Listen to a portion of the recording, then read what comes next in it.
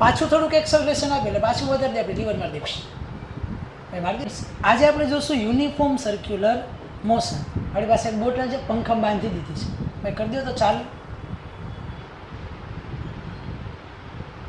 As the fan will move, our bottle is also moving in a circular path.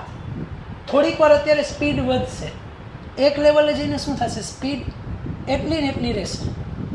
And this is a circular motion. અત્યારે જે circular મોશનમાં છે, uniform circular મોશનમાં હવે જેને acceleration કરવું, acceleration it means શું, speed વધવી કે ઘટવી.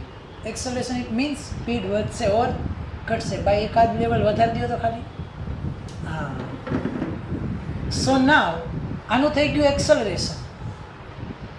તો આ એક્સલરેટેડ મોશન અત્યારે છે. પાછું અત્યારે છે તો યુનિફોર્મ સર્ક્યુલર મોશન. કેવું છે? Uniform circular motion. કારણ કે હવે આનાથી વધારે જો બોટલની કંઈ હાઇટ ઊંચી નીચી થતી નથી. પાછું થોડુંક એક્સલરેશન આપે એટલે પાછું વધારે દે, આપણે લીવર મારી દઈશું. ભાઈ મારી દો લીવર. હા, પાછું થોડુંક લીવર લાગ્યું છે, બોટલની હાઇટ થોડીક વધારે ઉપર વહી ગઈ. હવે વધારે આપણે લીવર મારશું ને, જો મોઢા ઉપર આવશે ને, સીધી મોઢા ઉપર આવે એવું જ લાગે છે આપણને. So this is the example of uniform circular motion.